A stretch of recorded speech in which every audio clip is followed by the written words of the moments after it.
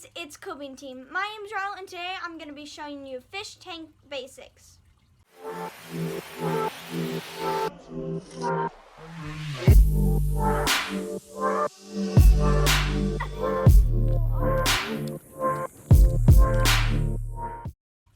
So the first thing that I'm going to do is what you're going to need.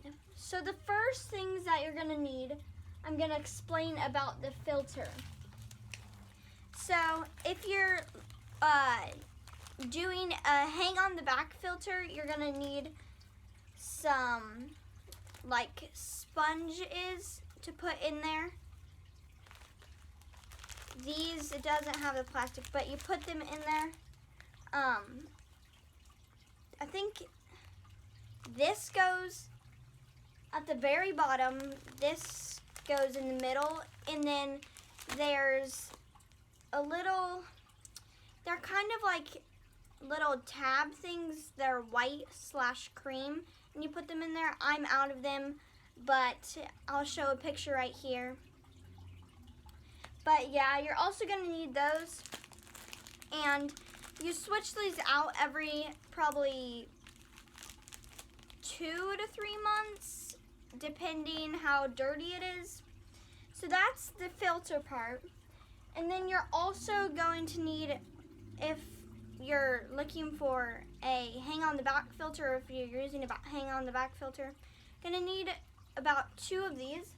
I have one in my tank already, but you switch them out so you can clean them, so you won't have to wait for the next one. So I think it's just easier to have 2 of them, switch them out if they get dirty or have algae growth around them.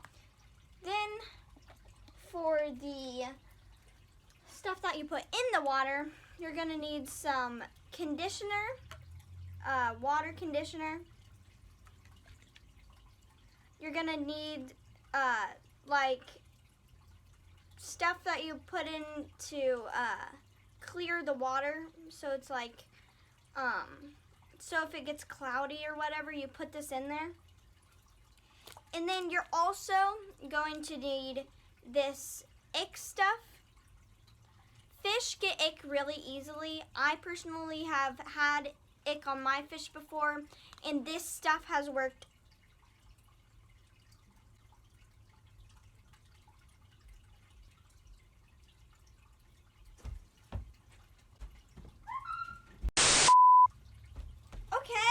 I'm back.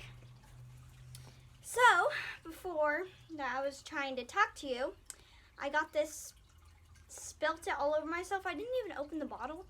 Maybe there was like some liquid around here. I don't know. But anyways, I have had ick in the past, and this stuff has worked wonders. It's gotten rid of ick super fast. It's this brand. You can use other stuff too.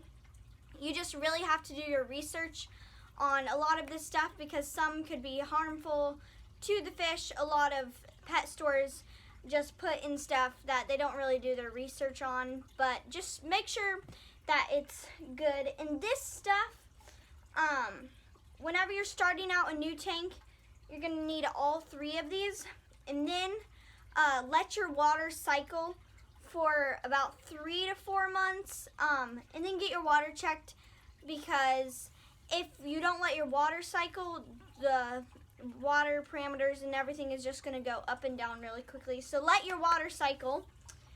And then for the cleaning stuff, this is for the glass.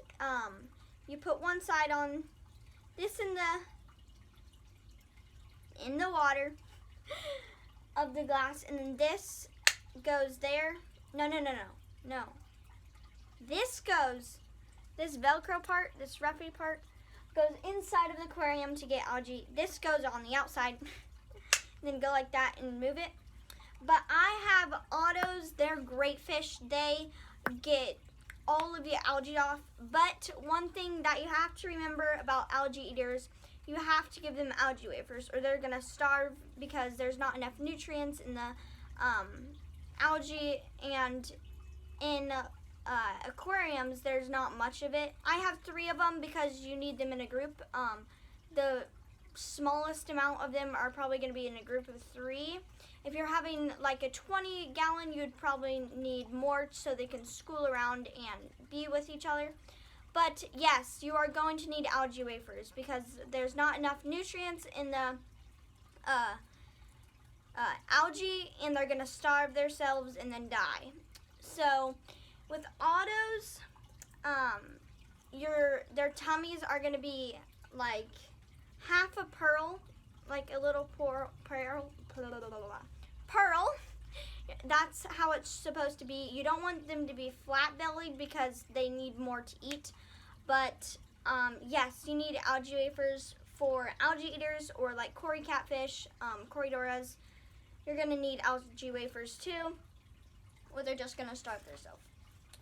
And then also what I have is you're going to need a net just to move around the substrate and plants or whatever, or scooping out fish, or if you're getting new fish, you want to float the bags at the top, or you could even quarantine your fish if you're getting them from the pet store.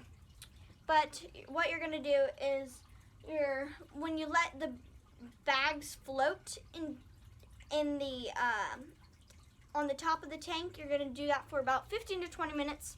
Then you're going to carefully put a bucket of water and pour the water in there so it's just the fish or the shrimp or whatever you have. And then you pour them in the tank very gently because you don't want them to stress out. So nets, obviously, they're really helpful. Then for water changes, you're going to do a water change probably every 2 weeks. Or if you got your water tested and you don't need a water change yet, you don't have to do it every 2 weeks, but I would do around there. And this one has a pump that you squeeze. So what you're gonna do is you're gonna stick this side in the bucket, and then you're gonna stick this one into the tank. You squeeze this until it's like a vacuum and it'll go. This one, you have to get into the substrate or like the rocks and get all in there, just like grime and stuff. Or if you're just doing a water change, you're just gonna do that and you can just hold it in the water. If you're doing like a 25% water change, this will only take probably 15 minutes or less. You take about, wait, let me show you. So if you're doing a 25% water change, you change 25% of your water. So you're going to do about that much water.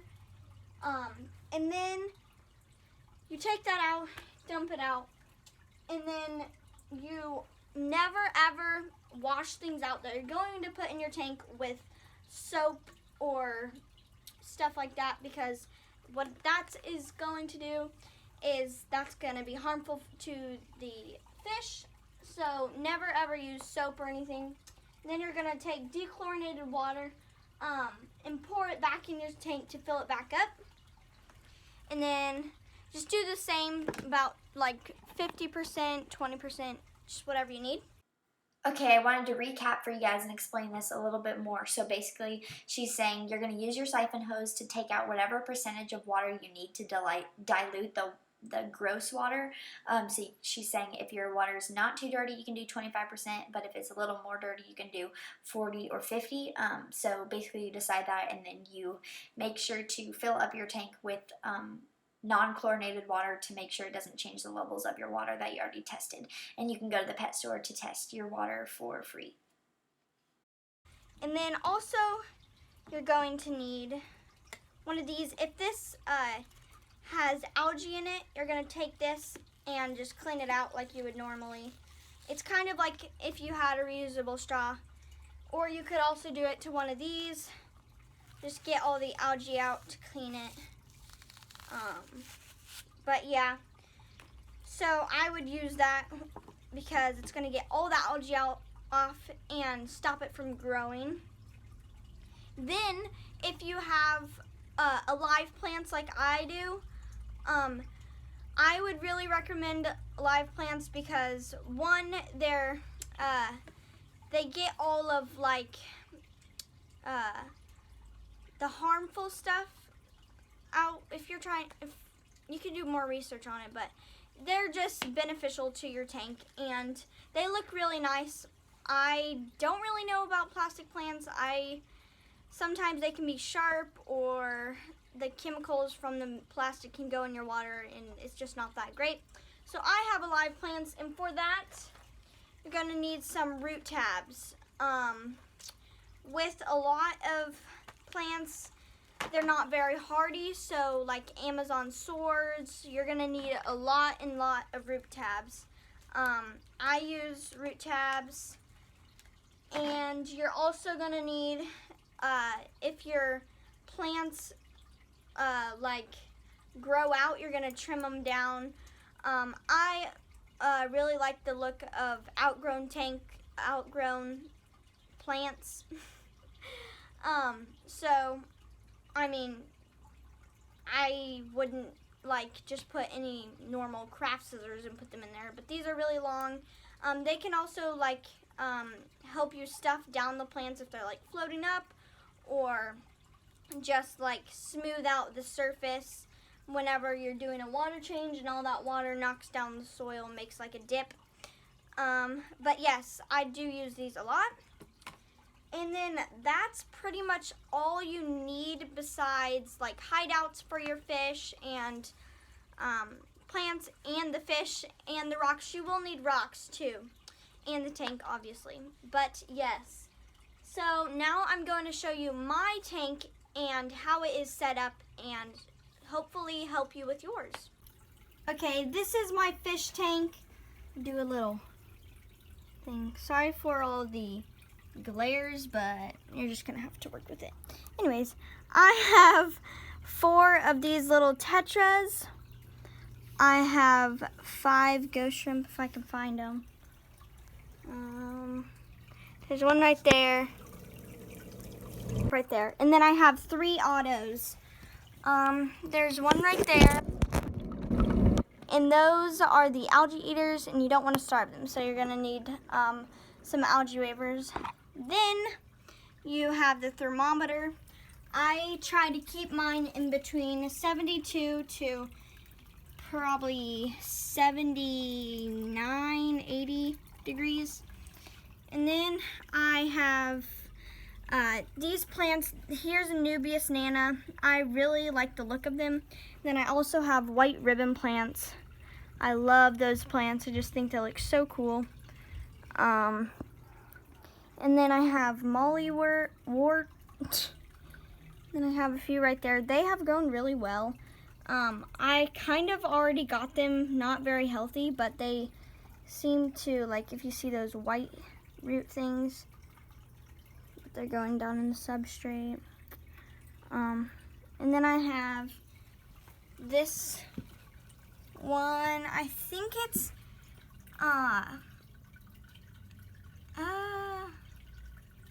not really sure what it is, but I'll look it up and I'm gonna know exactly what it is, and I'm gonna be like, what the heck? Why didn't I think of that? Anyways, and then I have this Java moss.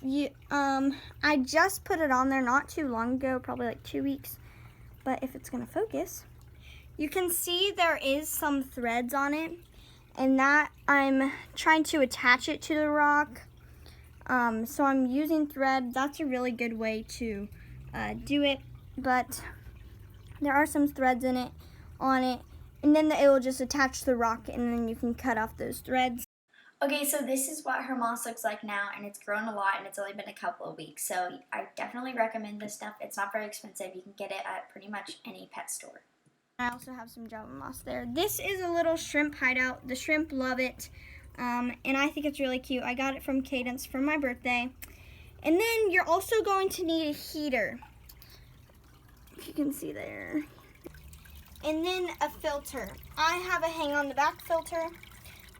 It just has, like, sorry for all the weird sounds and angles, but it has like this stuff, And then you can see down there, there's like mesh stuff. I could probably just show it down here.